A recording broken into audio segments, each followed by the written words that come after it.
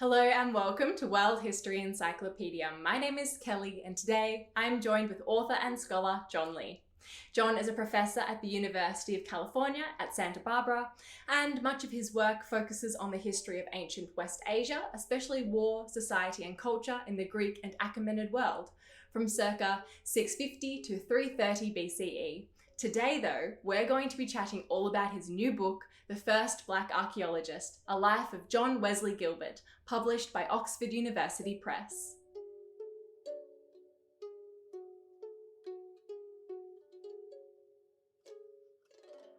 Thank you so much for joining me. Let's start off by talking about what the book is about and who this archaeologist is. Okay. First of all, it's great to be here. John Wesley Gilbert was born in rural Georgia in 1863. He was born into slavery, and he rose from those beginnings to become nationally known as a scholar, as an educator, community leader, and a missionary.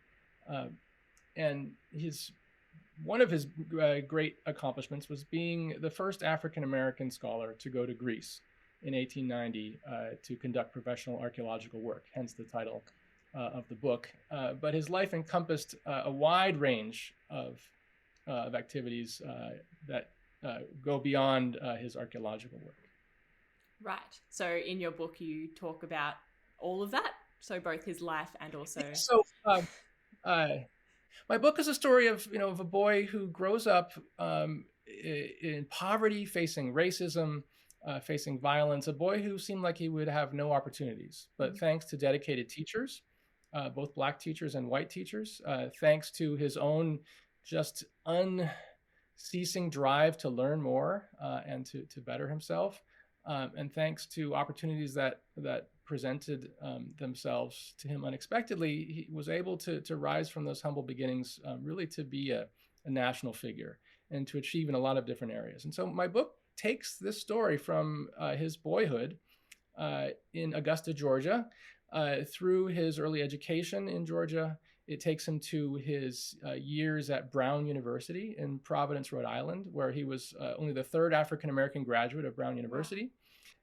And then it takes him to Athens, Greece in 1890, where he was one of the very first students of a new research institute called the American School of Classical Studies at Athens. It was the first research institution that the United States had ever planted overseas. And so in doing that, he became one of the first 50 Americans of any race or any ethnicity or any background to do professional archaeological work in Greece. And he traveled all over Greece. He wrote a thesis at the American School that would help him earn an advanced degree from Brown. So he became Brown's first African-American advanced degree recipient, and also one of the first African-Americans anywhere in the United States to have a classical studies advanced degree. And then he excavated on the island of Euboea at the ancient site of Eretria, which is north of Athens. And he was part of one of the very first American excavation teams in Greece. So my book tells that story, and that's kind of the heart of the story.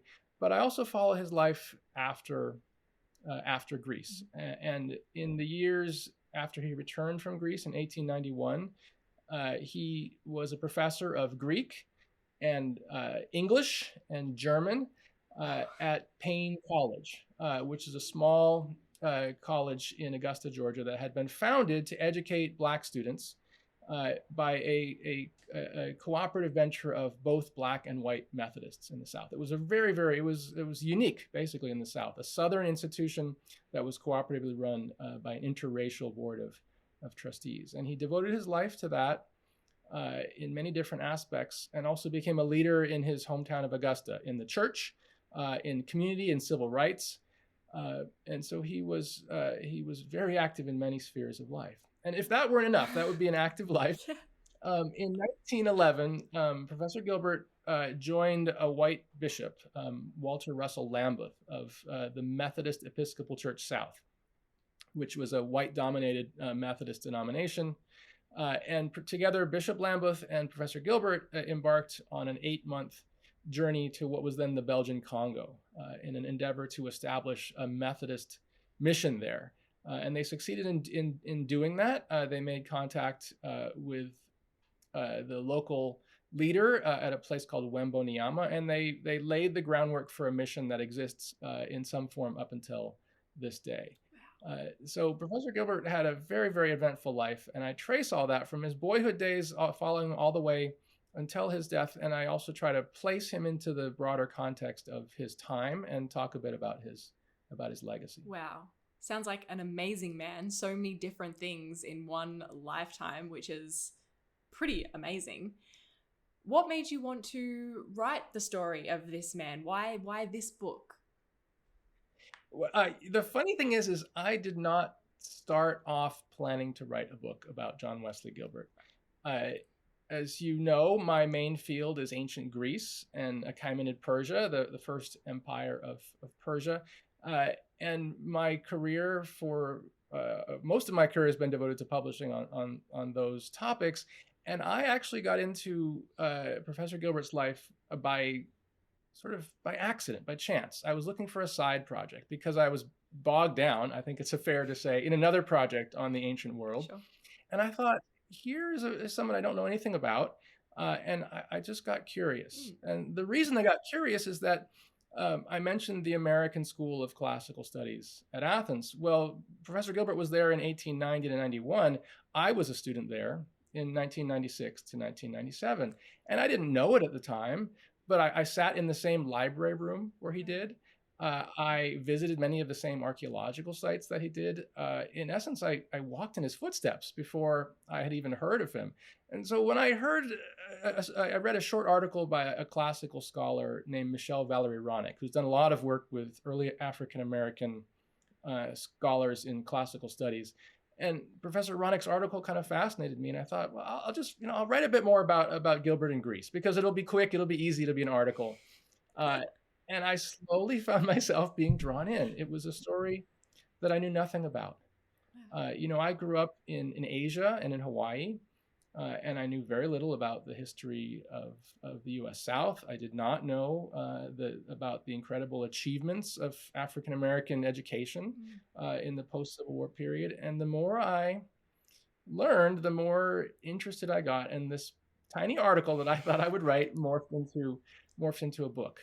So it's a great example of how sometimes the best projects come when you're not looking for them. Definitely. So you've not only got this personal sort of connection to this man, did you ever stumble upon his name at all in your work on Greece? Because you've done, or is it not really in your area?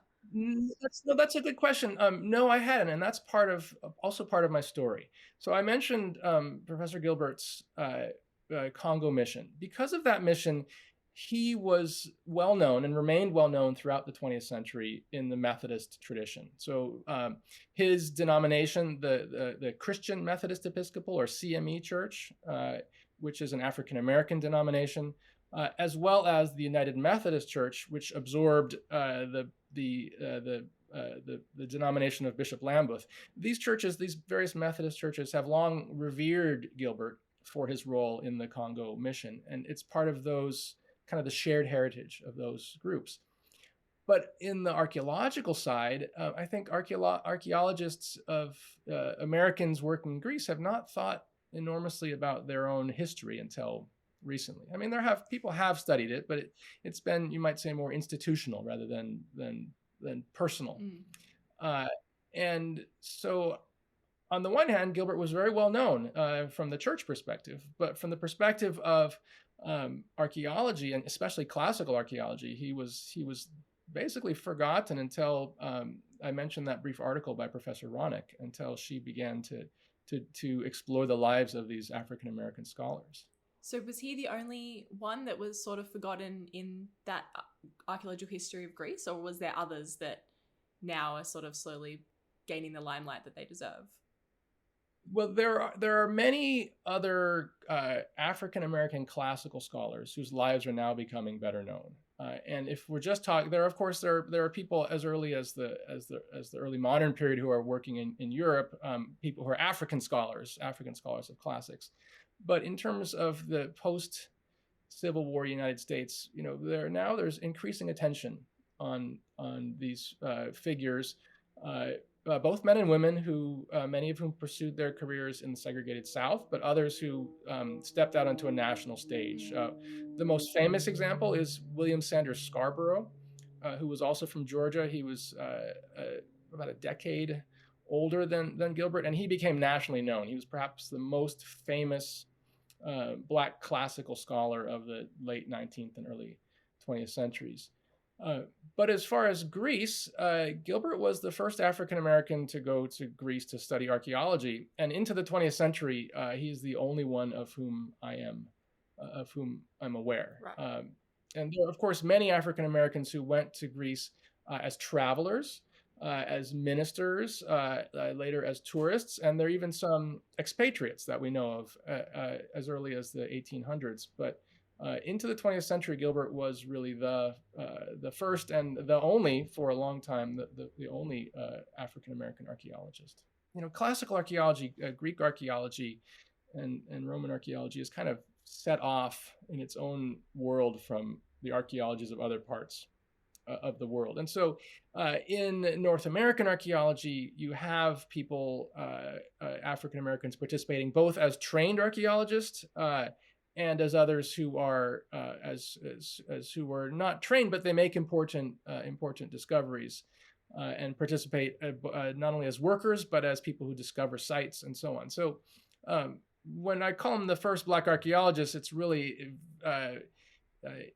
following the lead of the Society of Black Archaeologists, who the term they used in 2012 was the first professionally trained archaeologist of African American descent. And so that's a much more precise way to say it in the terms of the Society of Black Archaeologists. And yeah, it just helps to understand that archaeology of Greece and Rome and the Near East is only one part of the many different archaeologies that exist around the world. Absolutely. It must have been so fascinating to read about his illustrious career, I guess, and his exciting life. What was the most interesting or fascinating or surprising thing that you learnt about him and his life during your research and during writing this book? No, that's a great question. So one of the interesting things is that I had to reassemble Gilbert's life basically from fragments, because he had 4 children, 3 of whom survived into adulthood, and they married, but they never had any children. He had no grandchildren, and so his papers, family letters, possessions, those were all lost. And then the archives of Payne College, the school where he taught at, were tragically destroyed in a fire in 1968. So if you ask, what did I have to read? At first glance, it didn't seem like I had anything at all, because everything was destroyed or lost. And I mentioned earlier, I'm an ancient historian, so this is what we do all the time. We're used to working with fragments of the past, and maybe that explains another reason why I was drawn to the project, because it was a kind of a mode of research I was attracted to, and I had some familiarity with. And amongst those fragments, I think the most exciting things are to read Gilbert's own writing, because there are fragments of his writing that survive from Greece. And also from the Congo, and they survive as quotations in other sources, or a newspaper might reprint part of a letter he sent from Athens, and I was able to find those documents, and therefore to hear Gilbert's story in his own words. And I think that reading his own words and finding them in this very roundabout way, despite the difficulties of the sources, I think that was very exciting. That is awesome. And I mean, that's definitely something that anyone who's done any study of ancient history will understand, of finding bits here and bits there, and then trying to reconstruct a timeline or reconstruct an event based on all of these different little bits and pieces. It's such a difficult job. Did it take you a while to get through all of the bits and pieces that you had? Plus, were there any sort of other secondary sources that you had available to help reconstruct his life? Yes. So I started working on this in 2015. So in book time, that's not for humanities scholars who write a book. I suppose I'm around it's not unusual to spend the better part of a decade. Well, actually, one thing that's important to say is that I had good timing. So I visited Georgia, I visited Rhode Island, I visited South Carolina, North Carolina. I went to Greece. Though there were places where I was able to find documents that talked about Professor Gilbert that came from the network of scholars around him. Right. And so I was able to find that kind of evidence, and I was able to do all of that by the end of 2019. And I don't need to tell you that That is so lucky. if I had been 6 months later, the book would not be done. And so, Gilbert would have probably said it was providential that happened. And then by the time I was working on the Congo, and I needed material from archives in the southern states of the United States, many of those archives were open again in Mississippi, Tennessee, Georgia, so that at the ending part, I was able to order documents from archives. So, a lot of it has to do with timing, and this better part of a decade. If I had been off by a few months, I would still be struggling. And I say that partly because I know that there are other scholars out there who have had those challenges, and I'm deeply sympathetic, because I just happened to be, my timing happened to be good, and I was able to finish the book in time. Something that should have been fairly routine, being able to pop over to another country and access this stuff, suddenly became so difficult for so many people. Yeah. What do you think is one thing that everybody should know about the life of John Wesley Gilbert, or your book in general? My book in general. Boy, that's just one thing. Or a couple of things that you think is an important thing that people can take away from it or know about it. So first, about Professor Gilbert as a person. He was an incredible linguist. He mastered classical Greek and classical Latin, which was the standard for education in those days. But he spoke French very well. He spoke modern Greek very well. He spoke German decently well, and he spoke it well enough to teach it at his school. He studied Hebrew, a biblical Hebrew, as part of his work. And then when he went to Africa, he mastered conversational basics of two African languages, the languages Chiluba and Otatela. And these are languages that are spoken in what is today the Congo. And those languages he studied later on in his life. So the first thing is, here's someone who was intellectually gifted, and he had the ability to master these languages, and then also to teach them, which is another part of it. And to balance it off for Gilbert as a person, he was good with children, and this is a kind of it's a book about a scholar. But one of the striking things about him is that he was good with children, and he knew how to interact with kids, and kids loved him, and they would come up to him and talk to him, and this comes out in the Congo mission, where his white partner, Bishop Lambeth, mentions in his diary, all the children love Gilbert. They crowd around him at every stop, and even the chief of the village will let his son sit on Gilbert's knee. And so that's another part of his life that I think is equally important. Being a father in a way, it gives you equally important insight into his character. That he had the kind of kindness and patience needed to be good with kids, as well as being intellectually brilliant and a gifted teacher. It's the kind of information you wouldn't normally get to know about a person from history. Like, it's a very personal thing that normally, if you get any sort of sources about a person, you tend to get how they are with their family or their kids. That's a deeply intimate thing to know about him, which is lovely.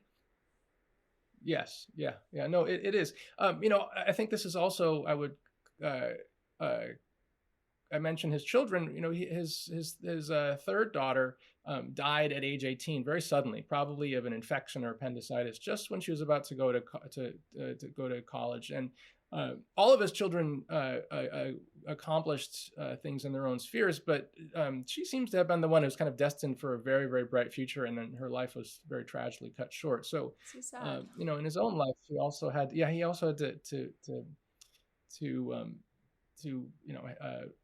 confront that kind of personal tragedy. And I mention this to say, these are ways of saying that this is someone who was a complex and multifaceted person. who's not just a abstract figure we're going to put on a pedestal and say, look. But I try in my book really to bring out the different facets of his life, and as much as I can from the fragmentary sources to reveal how people saw him as a person. Yeah, it's a great story. So now, if you were going to ask me what should people know about Professor Gilbert in a wider context, I would say that Gilbert is, in one respect, not unusual. And that is because he is part of, I think, one of the greatest achievements in the history of the United States. And that's the rising up of African Americans during and after the Civil War, coming to freedom and then coming to education. Right. And Gilbert was not unusual in pursuing learning with this deep enthusiasm. We have many sources from the 1860s, 1870s, 1880s that talk about young people, old people, men, women, boys, girls, all striving to learn. And if you look at the speed with which the rate of Black illiteracy declined in the United States in the 19th century, basically around 1870, I may get the figures wrong, but it was on par with the national or the international average. So 80% of African Americans or more were illiterate. And that had fallen off in a generation to under 20%. And I think this is just amazing. And it's a story that anybody who knows the history of HBCUs, or historically Black colleges and universities, is familiar with. But it's a story that in our wider conversations in the United States is maybe not as well known. And it's so inspiring. It's so remarkable. It is so humbling to see people who are striving for education, and they did so in the face of, racism, violence. At the end of the 1800s, we're talking about the imposition of the Jim Crow apartheid regime in the United States. This is Professor Gilbert's life is a part of this big mosaic of extraordinary achievement that I think that people should know more about. Brilliant. And obviously now people can know a lot more about by picking up your book and reading all about his life and his achievements. Did you have any involvement with the community in Augusta, Georgia, whilst researching and working on this book?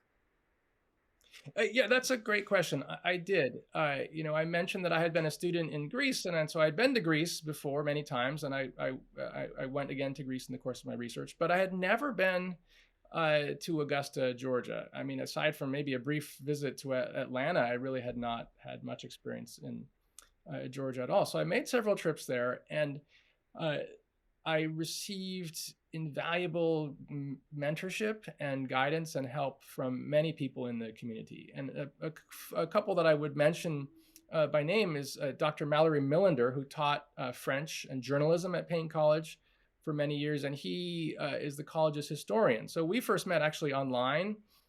We were introduced by a friend of Dr. Millender's, Reverend Ashley Calhoun, whose father had been the president of Payne College in the 1950s and to 1970. So when I went to Augusta, Dr. Millender took me everywhere, helped me meet people, showed me the important places that were related to Gilbert's life. And he introduced me to many others in the Augusta community, people who worked for historic preservation groups, people who were involved with the Lucy Craft Laney Museum of Black History, Historic Augusta, many other organizations, and of course to Payne College, where Dr. Millender was an alumnus himself. So this is a book that came out of my interactions with this local community.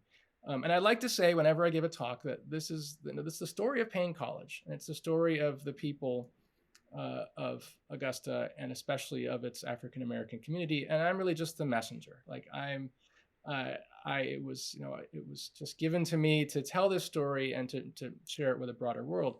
But I got help from so many people in Augusta, and I could go on and name maybe the one other person I would mention is Ms. Alana Lewis, who is the archivist of Payne College. And I mentioned that Payne's archives had been destroyed, but bits and pieces survived.